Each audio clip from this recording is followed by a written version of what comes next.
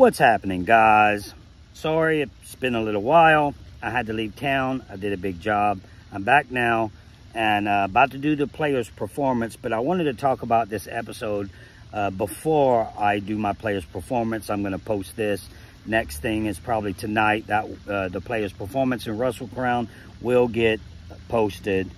And I want to talk about this episode. I just watched it, fresh in my mind. This episode was probably the worst episode I've ever watched in the entire Survivor franchise, in my opinion. You might think it was the best episode in history. This episode was absolutely horrendous. We're starting to see more and more about how everybody really doesn't want to play the game. And everybody is somewhat monotone.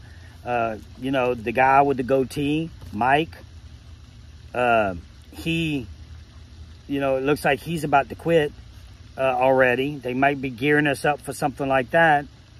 You know, he's boring. He's not smart at all. You know, and we'll talk about each player, but I wanted to talk about the episode in a whole, and it's bad. The ratings for this episode is 6.6 demo. I mean, 0.66, 660,000 people demo. That is the worst demo, worse than any episode in Survivor history, even Survivor 41. Their worst demo was 6.9, almost 700,000. So they broke a record, episode 2. Now, it was so bad that I decided to look at, I was like, wait, let me look at the ratings for this. And it was the worst. So, now, I wanted it to be a good season, and maybe something will happen and it'll start turning around. But that ball is rolling downhill, Jeff, and it's rolling fast. Once it gets to the bottom, it is over. You start losing numbers like they're losing, it is over. I'm afraid that they're going to be even worse next Wednesday. So you have, they had, what was it? 4.5 million viewers. The second worst in history. The worst is 3.9. Now, I know everybody's like, oh, what about Paramount and this and that? I don't know how these numbers, I don't know how they gather their numbers, but what I do know is it's a good gauge to go by. Which means if this is dropping over here on this poll, then this poll's dropping too. It's just like a poll. So the numbers are bad. And the show is about to be finished. It's that bad. If they drop under 3 million this season, I didn't even think that was possible. I didn't even think it was possible for Survivor to drop. I thought they would be canceled well before they drop under 3 million, under 4 million viewers. They have 4.5. The live finale for season 41 was the worst ever, and it was 3.9 million. They're going to hit 3.9. It might be the next episode. I don't want Survivor to go away. I know I hate sitting here and complaining, but we have to do something about it. What's the whole problem is casting. I just talked to a well-known Survivor player. I'm not going to say his name because I didn't ask him. Oh, we got some birds flying. Didn't ask his permission but we talked about it, and he was like, they just don't have any good characters. Like, they're not, you can't, I can guarantee you talk to any one of these characters, and you're sitting in a bar, and you're like, yeah, this is just a normal person.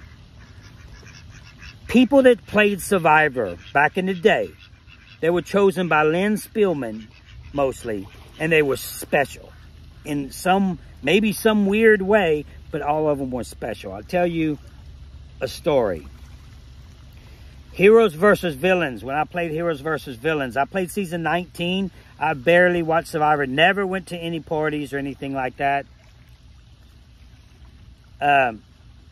So I was like, okay, I don't know what these people act like. I don't know who they are. I went back to back, season 19, season 20. So I didn't get to meet anybody. When I was on the beginning of season 20, Heroes versus Villains, everyone there was so charming, funny, great personalities. It blew my mind. You had Tyson, you had Rob, Sandra, Parvati, Coach, Jerry, Courtney, you know, all on my side, all on the Villains tribe. And I was sitting there watching everybody laugh and talk and everybody cracking up and telling jokes and just their personality. They were so charming, everybody there. Their personalities were something different. They're different. We are different. We are. Look at me. I mean, I was there and I was thinking, I ain't even close to most of these people. My character ain't even, my charm isn't close to these. I was like, I felt like a couple of steps down. And I'm a pretty outgoing guy. So, when Lynn Spillman was casting, the people that played Survivor were special. They were 1 in 100,000 or whatever it is. 1 in a million maybe. But they were truly something. And then this person on the phone, a very known survivor, like I said, he was like, man, when he went to his first reality, Survivor reality charity event, he was like, wow, I see why this person was on. I could see. I see why this person played Survivor. That's how casting used to be when they used to cast characters and people with not background stories. Who cares? Look, I don't give a fuck how your mama and daddy feels about you. I don't care about that story. What I care about is you playing Survivor. And I think that that's the problem. That's the problem nowadays. Nowadays, it's about their backstory outside the game. Now, if you think that I'm wrong saying this, then look at the numbers. It's not just me saying it. It's the people watching the show. Look at the numbers. Everybody they're stopped watching the show. Who are you catering to? You're not catering to the survivors or the survivor community, that's for damn sure. The people that actually watch your show, you're not catering to. So I'm about to do my player's performance and give the Russell Crown out. I'm not going to give up on the show. Like I said, I'm in it for the long haul until they get canceled. So I'm going to talk about what's going on and give you guys my honest opinion. Jeff cannot be happy with this cast. He cannot. I mean, when you have the most interesting thing that happens the entire episode is this guy trying to get people's beads, when that's the most interesting part of the entire episode, then you got a problem. You got idols. I mean, they had an idol right there in between the tree. They don't even hide it. They just stick it there so you can see it. And a little advice for someone that's playing this game. Don't take it. Put it back. This is what you do, smarties. The people that's just played the game. You don't take it. I forgot what they freaking call it. It's, they found it and then he had to get the beads, whatever that was. just leave it alone. But what you do is you keep an eye on who does take it. Because you know where it is, right? You have way more power if you know who has it than having it. But you don't think like that. Y'all don't think like that. They don't think. They don't play the game strategically. Whoever wins this season, it's just going to be luck. It is 100% luck now. It has nothing to do with strategic play.